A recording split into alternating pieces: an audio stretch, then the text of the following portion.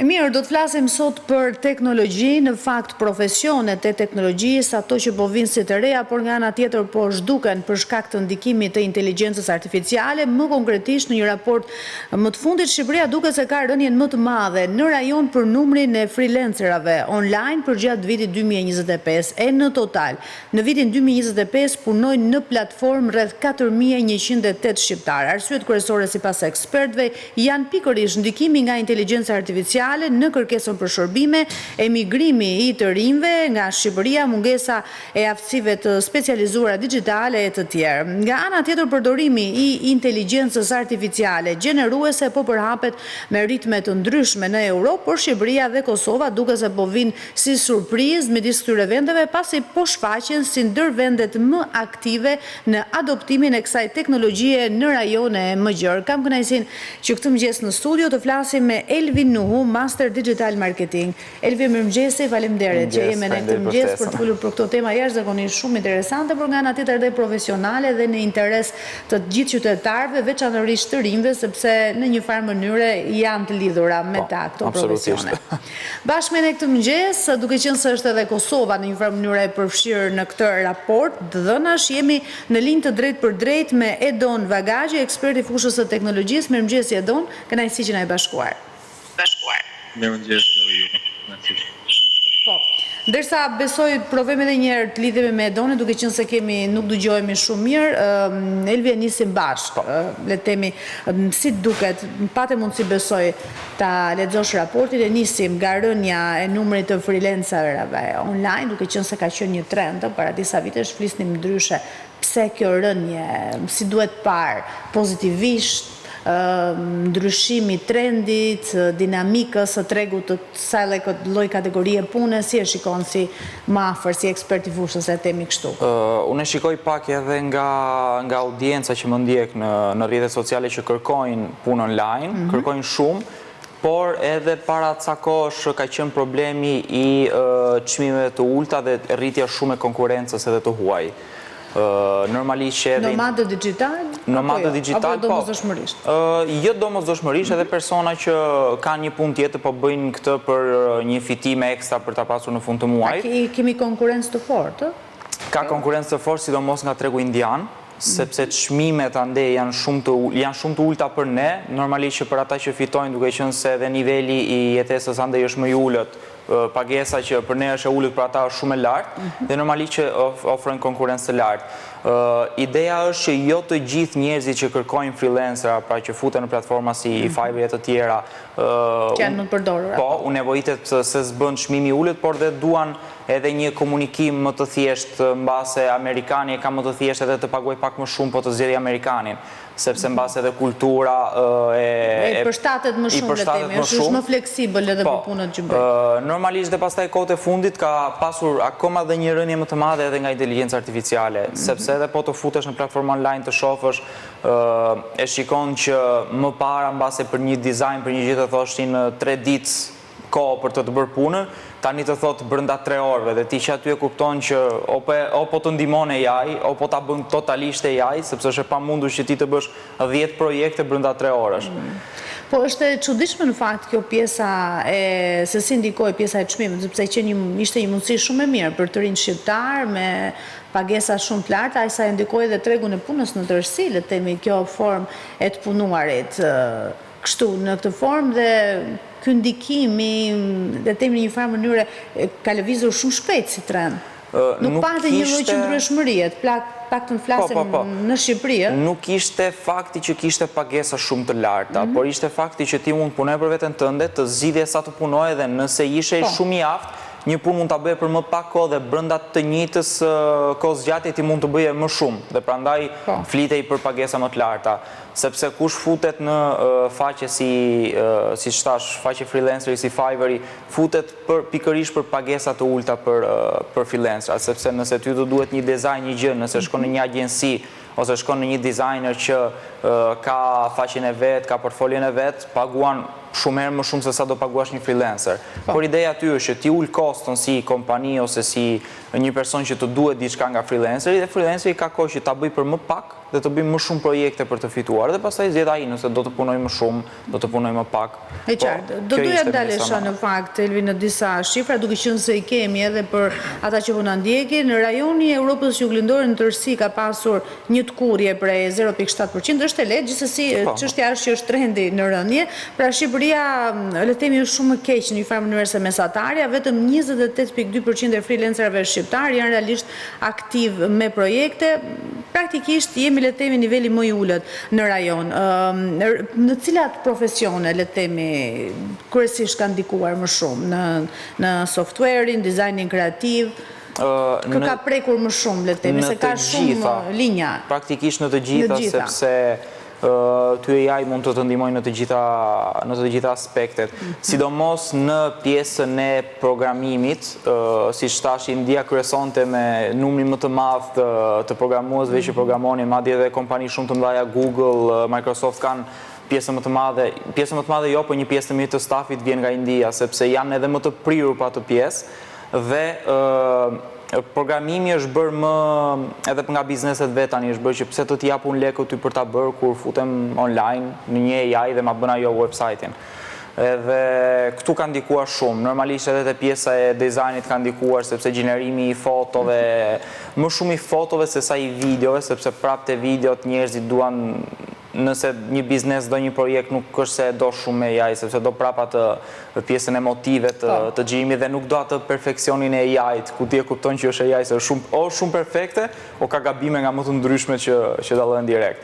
Po që më shumë në pjesën e programimit, pra softwareike. Po, Elvi, nëse shikojmë në tërësi, duhet sikur ka një, le të themi, pasiguri globale përtej Shqipërisë sot për sot, kur flasim për sektorin e teknologjisë, është pak, le të themi, një situatë disi konfuze, e pa qartë, ndonjëherë ndoshta edhe e pa strukturuar.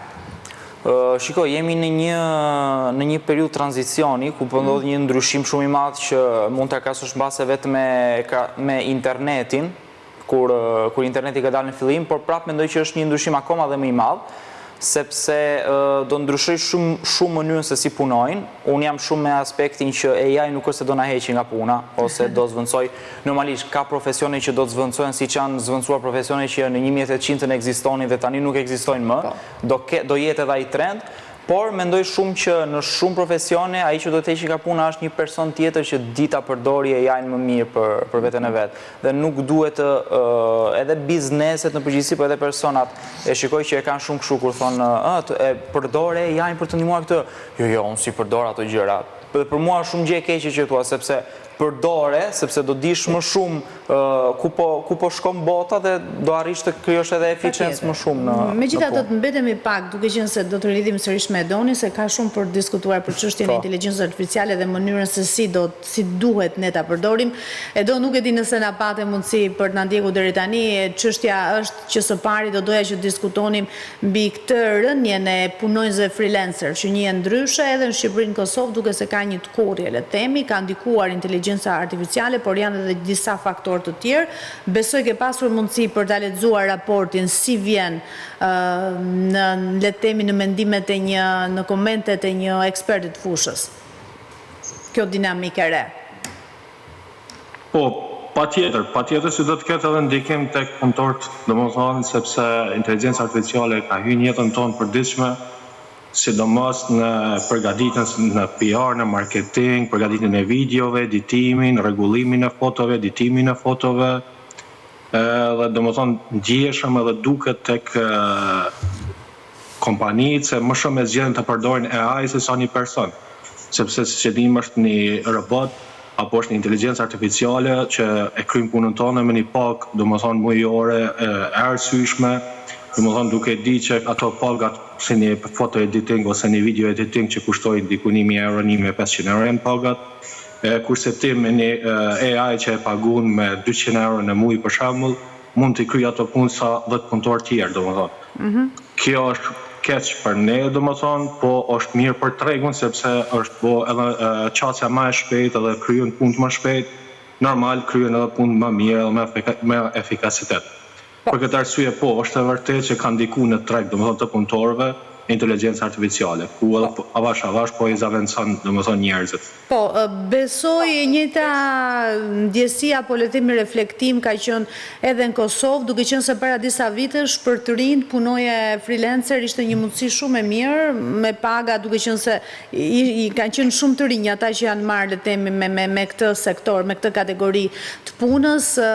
Tani edhe Elvi e shpjegoi shumë mirë që janë më shumë punonjësit aziatik, kryesisht indian, ata që konkurrojnë edhe ndoshta edhe për shkak të trajnimeve dhe të aftësive të tyre për të punuar në këto forma që e kanë konkuruar realisht tregun. Është e vërtet, po mos harrojmë, nuk i ka kur themi se në Ballkan sidomos krahasim me Evropën edhe me botën ka një numër të madh më shumë të rinjve. Mosha rinore është shumë e lartë dhe ka rinj më shumë. Për këtë arsye potencialisht Shqipëria dhe Kosova domethënë për freelancer ka qenë prej të parave në Evropë. Edhe të arrinë në këtë shifër, le themi në mesatare, është le themi janë vendet aktualisht janë vendet më të fundit në rajon, sikundërse edhe për përdorimin e inteligjencës artificiale në Europë thuajse jemi më të parët.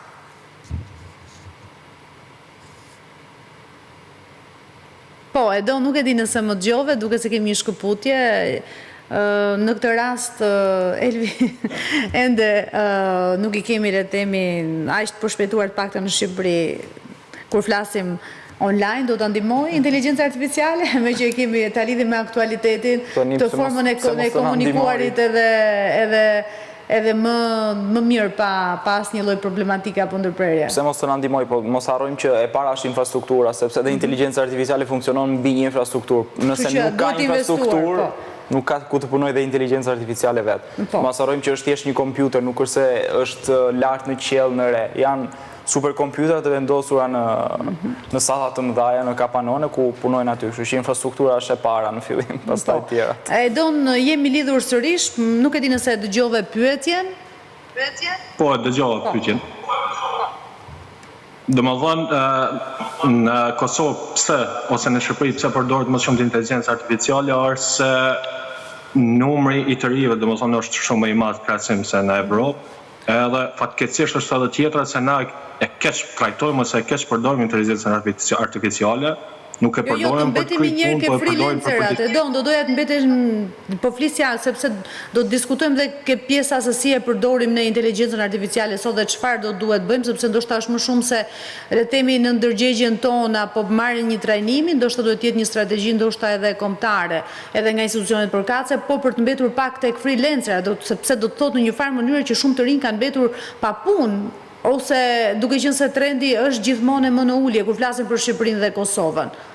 Si po e ndikon tregun, si po pritet nga të rinjt atje?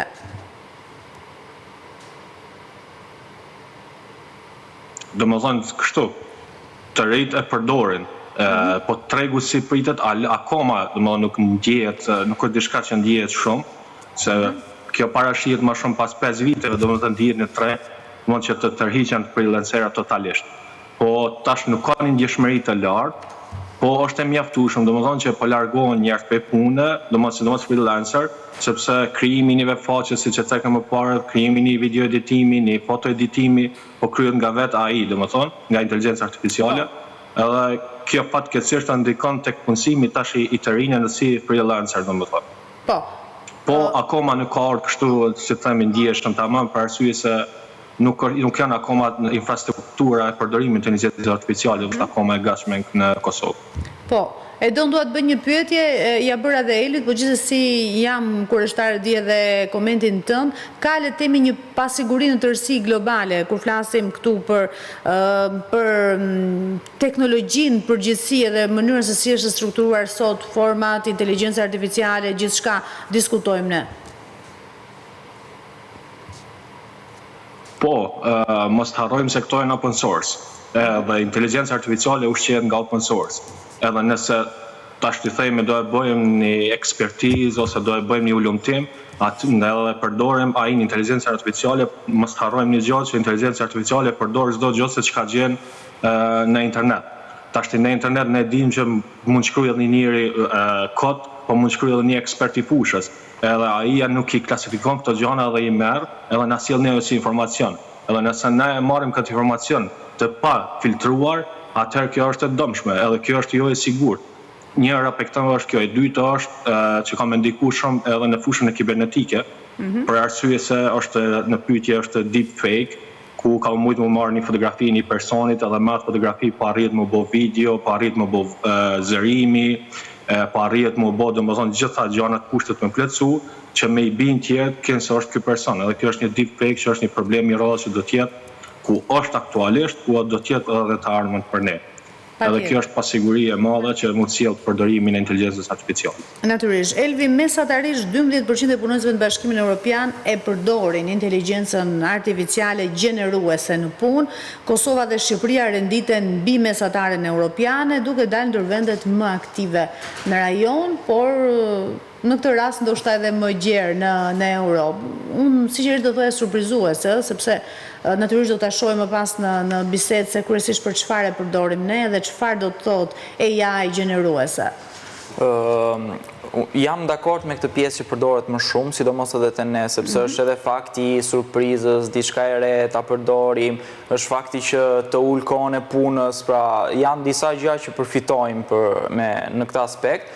Por normalisht pastaj janë dhe anët negative ku sepse ideja është që varet edhe se si e përdor. Ka njerëz që din ta përdorin dhe nëse nuk kanë atë AI nga mbrapa mund ta bëjnë vetë atë punë. Dhe ka dhe njerëz të tjerë pastaj që nëse ti heq atë AI, nëse ti heq internetin për atë gjën, ngelen aty dhe pastaj nuk din çfarë të bëjnë më. Duhet të kuptuar edhe ky fakti shumë, pra nëse ti ke një background nga mbrapa ku je me të vërtet eksperti i asaj që po bës dhe po vendos AI që të ndihmoj, ti e di shumë mirë që nëse rezultati final është diçka që përputhet edhe me standardet e tua, me atë që ti ke mësuar dhe ke bërë ndër vite apo jo. Kurse një person tjetër që sapo hyn në punë dhe hyn në punë si thua fal AI-t, atë që i gjeneron AI për atë është okay, sepse nuk e di se si mund të bëhet ndryshe ai aspekt. A duhet megjithëse është ende herë dhe kjo natyrisht nuk vlen vetëm për Shqipërinë, ndoshta edhe në gjithë botën që duhet ketë një ligj apo le të themi do duhet përcaktohet ose citohet, sidoqoftë puna dhe kategoria e punës që duhet theksuar që është bërë me ndihmën e AI-t, është tërësisht me AI. Kjo pastaj do të krijonte jashtëzakonisht shumë konfuzion, se duke pasur parasysh dhe faktin që është një teknologji gjithmonë në përmirësim, do të vijë një moment që edhe do e kemi të vështirë dhe ne që ndoshta merremi në përditshmëri për të kuptuar që një punë e caktuar apo një detyrë është bërë nga inteligjenca artificiale apo nga mendja e njeriu. Po, që tani nuk është se do bëhet më vonë, që tani ka shumë punë që dhe ekspertë të ndryshëm do e kishin vështirë të dallonin nëse një gjë është e bërë me AI apo jo. Prandaj thash. Është pa drejt në mënyrë. Është absolutisht e pa drejt, edhe rrjetet e vet sociale kanë vendosur që në filtrime kur ti hedh video dhe foto duhet të thuash që nëse është me AI apo jo. Duhet cilësuar. Ka njerëz që e bëjnë, ka njerëz që nuk e bëjnë dhe teorikisht algoritmat duhen ta kapin që kjo gjë është e bërë me inteligjencë artificiale. Jo të gjitha e kapin dhe këtë ne e shohim shumë edhe në Instagram dhe në TikTok ku ka video pafund për një budallik për të thënë dhe shikon komentet poshtë që thonë ua si e tha atë, si e bëri atë, mbase tur për këtë sepse kanë përdorur edhe fjalor tjetër, edhe njerëzit nuk e kuptojnë. As rrjeti vet social nuk e ka kuptuar që është AI dhe nuk e ka vendosur labelin që është krijuar me AI dhe është një diçka, ky algoritëm që nuk e di pse nuk është arritur akoma të vendoset, ose sepse AI po avancon aq shpejt dhe rrjeti social po nuk rri dot mbrapa për të kapur edhe përmirësime, sepse ne mund themi që pas disa vite AI do bëj këtë, ose jemi akoma në fazë fillestare. Pastaj mos harrojmë që në 2023-shin, 2022-2023 ishin ato videot e Will Smith kur hante makarona që ishin thoshe ti qa është kjo, AI s'do bëj kurrë asgjë dhe tani shikon videon që edhe Will Smith vetë po ta shikoj do thoj se mbaj mend e kam bërë unë këtë apo jo. Është e frikshme, duhet patjetër vendosur rende dhe padyshim. Edon, Kosova renditet e 7-ta në Europë me 20% të përdorimit nga punonjësit pra të inteligjencës artificiale. Duket se ka bërë hapa, si e shikon, pozitive, mënyra se si po përdoret, se duke qenë se në këtë rast flasim për punën, jo se ka edhe njerëz që hyn brenda dhe lexojnë për horoskopin edhe përdorin për gjëra që s'kan lidhje me anën profesionale. Është e vërtet edhe fatkeqësisht po them edhe këtë që e përdorin edhe një punonjës të administratës shtetërore, domethënë. e përdorin domethënë për pyetje, për dokumentacionin, për shkrimin e shkrese, për kthimin e një shkrese nga një gjuhë në gjuhë tjetër ose etj. Për mësimin e një shkrese domethënë. Edhe fatkeqësisht domethënë kjo është shumë e rrezikshme. Këtë aspekt se përdorim administrata shtetore, për këtë arsye domethënë sugjerimi im ka qenë që mos më u përdor. Po nëse përdoret në sektorin privat. Ligjërisht në Kosovë besoj si edhe në Shqipëri në një farë mënyre nuk duhet përdorur në tilla shkresa. E shikon si abuzim besoj në këtë rast. Ose është konfidenciale, domethënë janë gjëra konfidenciale. Të bërjes detyrës. Fiks, janë gjëra konfidenciale dhe nuk duhet mu përdorë se çush e ceka më parë që inteligjenca artificiale është një diçka open source. Domethënë me një oasis, me një hulumtim të thellë, ti mund të arrish të gjitha informacionet e një personi që ka buaj me inteligjencën artificiale. Pse e ka përdorë, për shka e ka përdorë, çfarë dokumente ka fut, çfarë foto ka fut, që mos harrojmë edhe shumë gjëra tjera. Ku tash e kemi një rast të fundit për shembull, vetëm se e ka pas në mbledhjen e sigurisë telefonin me vete, edhe në telefon e ka pas të ngarkuar një inteligjencë artificiale, kjo rast ka ndodhur në Turqi, domethënë e kanë heqë pekunit një zyrtar shumë të lartë të sigurisë. Domethënë kjo të lën shumë me kuptuar në aspektin e sigurisë. Po, në sektorin privat, nëse thojmë Kosovë që përdoret, atë mirë që përdoret, se mos harrojmë inteligjenca artificiale është një asistent shumë i mirë, shumë profesional, nëse ti arrin me e përdorë dhe me shfrytëzu ato. Patjetër, në këtë rast ne nuk po flasim për kompanitë që i kanë një farë mënyre të ligjëruara, kanë trajnuar stafin, dinë se si ta përdorin, e kanë shumë mirë të integruar, sepse Elvi ka edhe kompanitë, do ta themi në Shqipëri, natyrisht pa përmendur emra që edhe pa qenë kaq e përhapur në përditshmërinë tonë dhe të njerëzve që e përdorin thjesht për gjërat e tyre vetjake, që e kanë të integruar inteligjencën artificiale më së miri në punën e tyre të përditshme. Ka kompani pafund që pafund nuk e di ta them, por ka kompani shumë në Shqipëri që e përdorin, janë rritur dhe në nivelin e kompanisë, duke u renditur si një kompani akoma dhe me mirë, duke qenë se kanë ndihmën e AI-t nga mbrapa në punët e ndryshme që bëjnë dhe funksionon. Dhe ideja është që AI duhet përdorur më shumë për ato se sa për 99% të tjera të budallive që ndodhin online, që ne mund ta duket si një gjë që mëse e përdora, çfarë bëra si përfundim, po pastaj dëmi dhe sidomos edhe të rezervat e ujtë. Para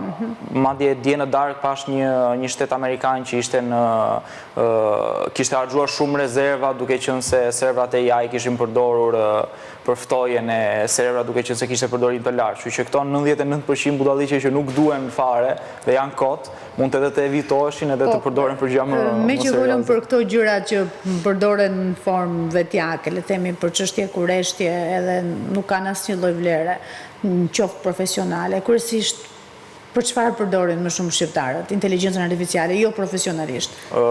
Për të krijuar foto dhe video për rrjetet sociale, sepse mund të krijosh çfarë të duash, mund të shkosh viral shumë thjesht me një video dhe përdoren shumë. Këto programet e dizajnit kanë dalë jashtë funksionit, thuajse? Jo, jashtë funksionit jo, ato përdoren për gjëra profesionale, pra për punë dhe për gjëra tamam. Kurse pjesa tjetër pastaj që e përdore, AI-n e përdor thash më shumë për këto gjërat. Për gjeneruar këto fotografit? Po, një person që nuk e ka fare, pra si shfolëm ky trendi fundi që ka dalë deepfake-un. Në një stadium duke parë ndeshjen. Absolutisht, dhe ti e shikon direkt që është edhe video të një personi dhe mbas një orë ke edhe 40 video të tjera të hedhura dhe ti e shikon që mendon direkt që është një aplikacion që e ka futur këtë e ka bërë gati për njerëzit. Se madje edhe dje po diskutonim për pjesën e kësaj videos që si ta krijoj, tha se një klientja ime po kërkon këtë videon, si ta bëj, thash, nuk besoj se njerëzit, si thua normal që nuk merren me këtë punë, nuk merren me AI, janë futur dhe kanë kërkuar nga mbrapa se si ti krijojnë, si ti thonë AI që të krijoj këtë videon, por e sigurt i thash që është një aplikacion që e ka marrë, e ka bërë gati si template për njerëzit, dhe ti thjesht ngarkon foton tënde, e të nxjerr videon përfundimtare dhe përfundimi ai ishte, domethënë ishte një aplikacion që e kishte bërë gati si gjë. E qartë. E don, ndoshta për të ardhur në ndihmë edhe të rinjve që kanë shumë dëshirë të jenë edhe megjithatë kanë edhe talent, le të themi në këtë botën e teknologjisë që po ecën me ritme kaq shpejta. Si mund të fitosh para online, por mund disa forma, le të themi, ose ndoshta profesione të reja që po zhvillohen edhe po marrin formë kalimin e kohës nëpërmjet inteligjencës artificiale. Si mund ta ndihmojmë? Sigurisht pa dëmtuar askënd, por që na vlen në formë apo duke e përdorur në mënyrë të integruar atje ku duhet apo mirë orientuar mbi të gjitha. Po, mënyra e parë është vetëedukimi. Domethënë sepse ti ke një informacion të botës para vetes, duke përdorur inteligjencën artificiale ti mund ta mësosh një gjuhë të huaj, mund ta mësosh një zanat të ri, domethënë një punë të re, mund të avancosh veten në fusha të ndryshme. Po. Edhe kjo është domethënë në mënyrë direkte ndoshta jo, po në mënyrë indirekte ty ta jep një lloj punësimi për tregun tënd. Po nëse don me përdor inteligjencën artificiale direkt për punësim, atëherë mira është me ditë me kriju prompt. Domethënë çka e bën që më kon një skenarist i mirë, çdo skenarist i mirë nuk ka me jetë domethënë pa bukë edhe nëse është inteligjencë artificiale. Mos harrojmë se lyp kohë edhe shumë vite domethënë inteligjencë artificiale për me mbledh gjithë atë informacion që me arrit me gjeneru si një humanoid, domethënë si një njeri vetvetiu. Për këtë arsye skenaristët gjithmonë kanë bukë, themi, apo kanë punë në këtë fushë të AI-s. Për shembull pse? Sepse për të gjeneruar një dizajn apo një webfaqe apo çka do që tjetër për çka do të përdorësh AI-n, ti duhet të jesh një skenarist i mirë, ta shkruash shkrimin sakt, ta dish se çfarë po kërkon nga ai, të japësh informacionet e sakta, që ai ty më t'i dhon gjitha gjonat e sakta. Nëse ti nuk e shkruan promptin ashtu siç duhet, atëherë as përgjigjja edhe puna e AI nuk vjen ashtu siç duhet. Për këtë arsye të ri, çka mundesh me i shty më shumë e përdor, ose më pare me përdor për informacion, për vetëedukim, për vetë zhvillim, edhe pastaj pse jo për me trajtu në tregun e punës, domethënë këtë inteligjencë artificiale duke kriju chatbota, duke kriju researching, duke kriju lumtime, duke kriju për kompanitë të caktuara, domethënë se çka mundet me hyrë në punë aty, për me bënë një ulëmtim të tregut, për me gjetë klientelën, për me bëtë target zonën, ose për bërë reseller, ose për të gjetë domethënë produkte që i vijnë, ose blerësin për produkte që i vijnë, domethënë për shumë gjëra mund të hyjë punë për momentin AI-ja. Elvi, natyrisht besoj referencat janë shumë të rëndësishme në përdorimin kur flasim këtu profesionalisht, qoftë edhe për një punë vogël apo një kërkim personal apo formën që do t'i japësh pasaj një projekti edhe çon se si mund ta mirë përdorim, le të themi, AI-n. Në çfarë formash, a është e nevojshme, ndoshta jemi në një, duke qenë se përdorimi është shumë i lartë në Shqipëri, ndoshta duhet marrë seriozisht edhe trajnime apo kurse të ndryshme për t'i orientuar të rinj, pse jo, edhe moshën e prindërve tanë edhe më tej, duke qenë se gjithë janë përfshirë në një farë mënyrë nëpërmjet rrjeteve sociale apo formave të ndryshme. Ka tentativa për të pasur trajnime?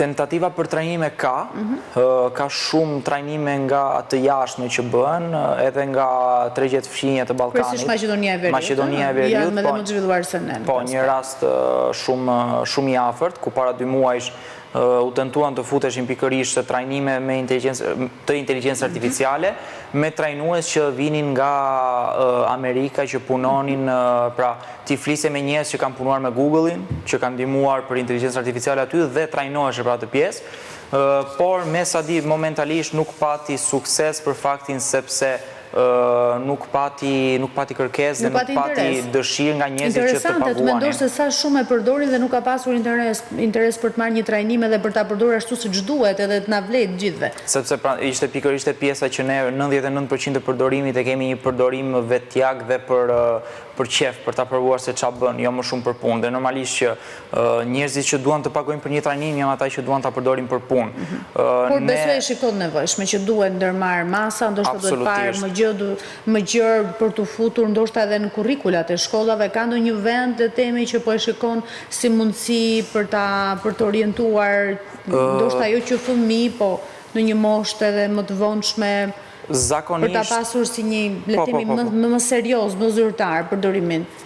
Zakonisht në Europë të tentativa për të ecur pak më para me kohën ose për të paraprirë inovacionin kanë qenë gjithmonë vendet skandinave, vendet nordike, pra Suedia, Norvegjia dhe Finlanda, Nuk e di nëse ka filluar që tani që të futet AI ose të bëhen disa kurikula mbase edhe ekstra shkollore që të futesh dhe të mësosh më shumë. Normalisht tregje pastaj siç është Amerika në Silicon Valley për në San Francisco për të gjithë startupet e reja dhe çdo gjë fusin implementimin e AI dhe fusin edhe njohuritë e AI, sepse sidomos kohët e fundit po merrem shumë edhe me pjesën e startupeve në Shqipëri, po edhe jashtë, dhe shikoj që 99% të startupeve kanë se s'bën të implementuar brenda AI-n, ose direkt në emër ku ty të godasi më shumë emri që është me inteligjencë artificiale që të punoj më shumë dhe më mirë, ose fakti në algoritme brenda që edhe programuesi që programon. Programe që kanë lidhje me AI-n, por ama të paktën në Shqipëri cilësohet që në pjesën më të madhe projekteve cilësojnë që nuk duhet punuar me AI, sepse kemi filtrat e duhur në një farë mënyre, paktën në pjesën më të madhe të projekteve është shkruar dhe cilësuar. Shumë startupe shqiptare, mos të them të gjitha, kanë AI në bazë të startupit të tyre. Para pak kohësh u prezantuam, madje edhe një startup fitoi për të vajtur në Silicon Valley në San Francisco për i bërë me AI, po thoja të bërë, pra është ndaluar. Këtë po cilësoja që është ndaluar ta bësh projektin me AI, por natyrisht që pjesa më e madhe projekteve janë me pjesë të integruar. Normalisht AI mund të jetë përdorur por ama projekti nuk lejohet bëhet me AI. Aty nuk e themi dot, nuk lejohet, mund të jetë për fakti që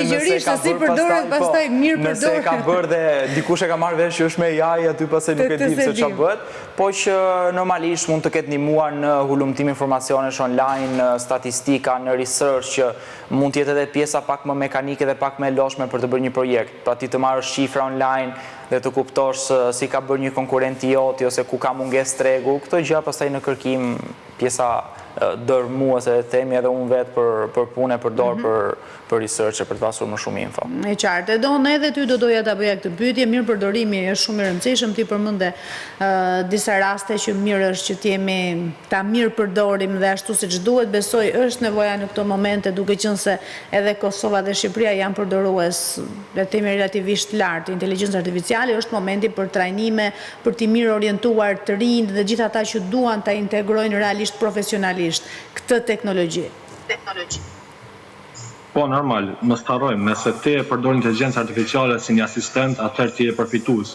Po nëse e përdor inteligjencën artificiale si ekzekutiv, domethënë me marrë vendime, atëherë je gabim.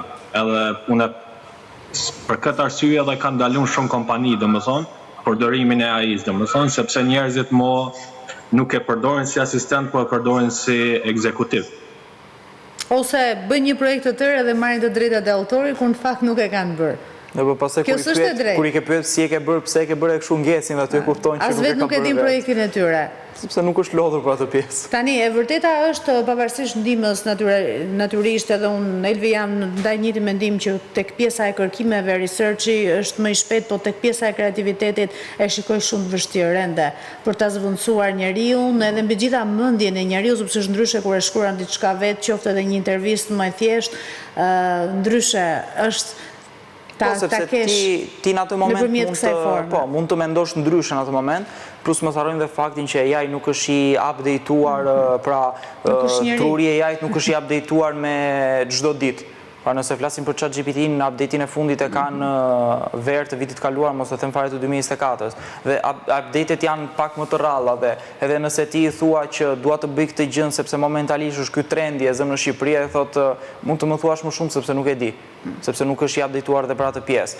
Normalisht pastaj që kreativiteti edhe AI ka. Mendoj që kreativiteti është po gjithsesi të paktën aktualisht mendoj që është i pazëvendësueshëm. Pjesa që mungon më shumë dhe më duket pjesa më vështirë që AI të bëjë është pjesa emotive e njeriut. Pra, kur ti krijon diçka në kreativitet, ku është ndryshimi, po, emocioni që ti jep me atë art që krijon është ndryshe. Edhe nëse një video është e bërë me AI, rasti më banal, duke qenë se merrem me video, mënyra e ndriçimit të fytyrës së një njeriu, ku ti ke hije në një anë, ke më shumë dritë, pastaj te publiku, sidomos në filma dhe në gjak, krijon një emocion ndryshe në bazë të ku e ka dritën personi, e ka në anë, e ka përballë, dhe AI këtë gjë nuk e di. Pra AI mundet që të bëj ndriçimin perfekt për ty, po pa ditur që mbase në atë moment... Perfekt, por jo emocional. Jo emocional, sepse ajo drita në atë rast, dhe veçanërisht kur flasim për projekte të tilla, ajo që njeriu dhe qenia njerëzore kërkon padyshim është emocioni. E do të falenderoj shumë, besoj do kemi edhe mundësi herë tjera të flasim me këto ritme që ecën inteligjencë artificiale, ne nuk e dim ditë çdo gjë del diçka e re, po uroj që të ndjekim dhe në ritmin ashtu siç duhet dhe mbi të gjitha të jetë krijuar dhe të vlejë të jetë në shërbim të njerëzimit në fund të ditës. Elvi, falenderoj shumë gjithashtu, jemi pritur gjithmonë në Klan News.